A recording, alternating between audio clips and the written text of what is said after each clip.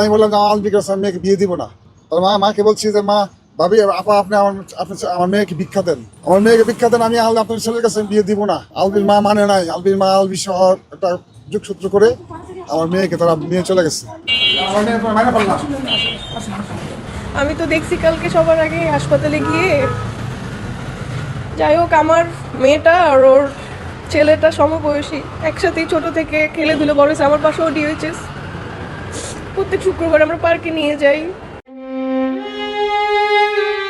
স্বামীর পরকীয়ার অভিযোগের জেরে মর্মান্তিক পরিণতি, চিরনিদ্রায় শায়িত হলেন অভিনেতা জাহিদ আলবি, এর স্ত্রী ইকরা। নিজ গ্রামের মাটিতেই দাফন সম্পন্ন হয়েছে তার। ইকরার এই মৃত্যুকে ঘিরে উঠেছে একের পর এক প্রশ্ন। পরিবারের দাবি, স্বামীর পরকীয়ার কারণেই ভেঙে পড়েছিলেন ইকরা। এ ঘটনায় অভিনেতা আলবির বিরুদ্ধেই অভিযোগের আঙুল তুলছেন তারা। ইতোমধ্যে শোনা যাচ্ছে দেশে ফিরলেই তাকে গ্রেফতার করা হতে পারে। এ বিষয়ে চাঞ্চল্যকর তথ্য দিয়েছেন ইকরার বাবা। তিনি কি বলেছেন? কেনই বা আইনশৃঙ্খলা বাহিনী অভিনেতা আলবিকে জিজ্ঞাসাবাদের প্রস্তুতি নিচ্ছে? ঘটনার পেছনে আর কি কি তথ্য উঠে আসছে? সব প্রশ্নের উত্তর জানতে আমাদের সঙ্গে থাকুন। চ্যানেলটি সাবস্ক্রাইব করে ভিডিওটি শেষ পর্যন্ত দেখুন। এই জন্য আমার মেয়ে খুব দুঃখে এবং আলবির প্ররোচনায় এবং আলবির মার প্ররোচনায় আমার মেয়ে হত্যা করছে। আমি বললাম যে আমার আলবির কাছে আমি মেয়েকে বিয়ে দিব না। তার মাকে বলছি যে মা, ভাবি, আপা, আপনি আমার মেয়েকে ভিক্ষা দেন, আমার মেয়েকে ভিক্ষা দেন, আমি আপনার ছেলের কাছে বিয়ে দিব না। আলবির মা মানে নাই, আলবির মা আলবি সহ একটা যোগসূত্র করে আমার মেয়েকে তারা নিয়ে চলে গেছে, নিয়ে তারা বিয়ে করেছে। মেয়ে তখন আমার ফার্স্ট ইয়ার করে আমার। তারপরে মাইনে নিচ্ছি, কি করবো, একটা সন্তান আমার আছে। তারপরে আমার সংসার, আমি চাইছি যে সংসার করুক ছেলে। আমি বুঝতে পারতেছি যে খারাপ হবে, মিডিয়ার মানুষ খারাপ ভালো হয় না, অসভ্য অসভ্য অসভ্য। আমি এর বিচার চাই, আমি এর সুষ্ঠু বিচার চাই। আলবি কেন আরেকটা মেয়ে নিয়ে, আমার মেয়ে সামনে স্ট্যাটাস দিছে নেপাল থেকে, সে নেপাল থেকে আমার মেয়ে দেখাইছে। আমার মেয়ে এমনি সে নিজেকে অপরাধী মনে করছে আমাদের কাছে। আলবি নিয়ে অনেক তার গর্ব ছিল। আলবি যদি সে এটা করছে, আলবি, এই জন্য আমার মেয়ে খুব দুঃখে এবং আলবির প্ররোচনায় এবং আলবির মার প্ররোচনায় আমার মেয়ে হত্যা করছে। আমি আর কি বলবো, আমি বিচার চাই আপনাদের সবার কাছে। আমার অনুরোধ, আপনাদের মাধ্যমে বিচার চাই, সুষ্ঠু বিচার চাই। যদি সে দোষী হয় তাদের শাস্তি হয়। হ্যাঁ, মামলা আমি যদি থানায় করছি, মামলা করছি, প্রসেসে আছি। হ্যাঁ, আমরা করব। এখন আমি আমার বাড়িতে নিয়ে যাবো, আমার ভালো কথা। আমি থানা থেকে আমি আসছি। আলবি কি আসবে বাংলাদেশে দেখতে? আমি জানি আলবি ওর ছোট ভাই বলছে যে আজকে আসবে। ওর ছোট ভাই বলছিল, কালকে বলছিল যে টিকিট ব্যবস্থা করতেছে, আজকে আসবে। কালকে বলতেছিল যে আমি নেপাল যাব, গিয়ে যাই হোক হাতে নাতে ধরবো। একসাথেই ছোট থেকে খেলেধুলে বড় হয়েছে। আমার পাশেও ডিএইচএস, প্রত্যেক শুক্রবার আমরা পার্কে নিয়ে যাই।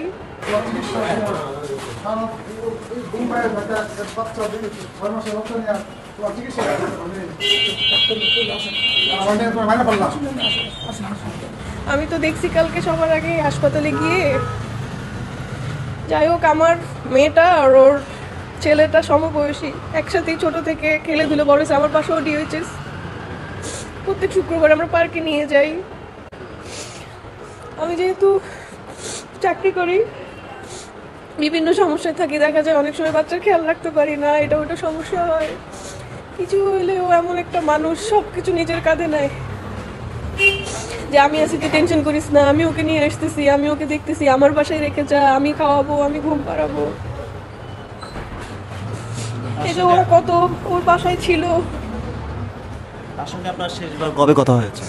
কালকে এই সকালে 10টার সময়। কি বলেছিল? সকালে 10টার সময় নর্মাল কথাই হয়েছে, কি করতেছিস, কেমন আছিস। ও বলতেছিল ওর একটু খারাপ লাগতেছে শরীর, 2 দিন ধরে নাকি খাওয়া দাওয়া করতেছে না ঠিক মতো। আমি বললাম যে একটু খাওয়া দাওয়া কর, রোজা যেহেতু মানে সেহরি খাচ্ছে না, রোজা তো সারাদিন না খেয়ে তো রাখা যায় না। এরপরে ওর একটা গ্রুপ আছে, আপনারা জানেন, মাম্মিস গ্রুপ, ওদের একটা গেট টুগেদারের ইফতার পার্টি ছিল কালকে। তো আমি আরও ওকে বললাম যে আমি একবারে অফিসে রেডি হয়ে আসছি, এখান থেকে ডাইরেক্ট ইফতার পার্টিতে আসবো। ছোট পর্দার অভিনেতা জাহের আলবির স্ত্রী ইকরার আত্মহত্যার খবরে শোরগোল পড়ে গেছে শোবিজ অঙ্গনে। দুপুর 1:30টার দিকে মিরপুর ডিওএইচএস এলাকার একটি বাসায় এই ঘটনা ঘটে। দীর্ঘ সময় দরজা বন্ধ থাকায় সন্দেহ হলে অভিনেতা আলভির সহকারী অর্ক ও বাড়ির মালিক দরজা ভেঙে ভেতরে প্রবেশ করেন। পরে ঝুলন্ত অবস্থায় তাকে উদ্ধার করে দ্রুত হাসপাতালে নেন তারা। সেখানে কর্তব্যরত চিকিৎসক তাকে মৃত ঘোষণা করেন। খবর পেয়ে পল্লবী থানা পুলিশ হাসপাতালে পৌঁছে সুরতহাল প্রতিবেদন প্রস্তুত করে। ময়নাতদন্তের জন্য শহীদ সোহরাওয়ার্দী মেডিকেল কলেজ হাসপাতালে পাঠায় মরদেহ। ইকরার মৃত্যুতে দুই পরিবারেই নেমে এসেছে শোকের ছায়া। তবে নানা প্রশ্ন উঠছে। পরিবারের অভিযোগ, ছোট পর্দার আরেক অভিনেত্রীর সঙ্গে পরকীয়ার জেরে দীর্ঘদিনের দাম্পত্য কলহে মানসিক চাপে ভুগছিলেন ইকরা। পারিবারিক টানাপড়নেই এমন চরম সিদ্ধান্ত নিয়েছেন দাবি তাদের। সুষ্ঠু তদন্ত ও ন্যায় বিচার চান তারা। অন্যদিকে জাহির আলভী এসব অভিযোগ অস্বীকার করে জানিয়েছেন, ঘটনার সময় নেপালে শুটিংয়ে ছিলেন তিনি। সামাজিক যোগাযোগ মাধ্যমের এক বার্তায় তিনি বলেন, স্ত্রীর এমন সিদ্ধান্তে তিনি গভীরভাবে মর্মাহত এবং ঘটনার কারণ জানেন না তিনি। পরিস্থিতিতে নাই ভাই, আমি তো দেশে ছিলাম না, আমি তো শুটিং এ ছিলাম নেপাল।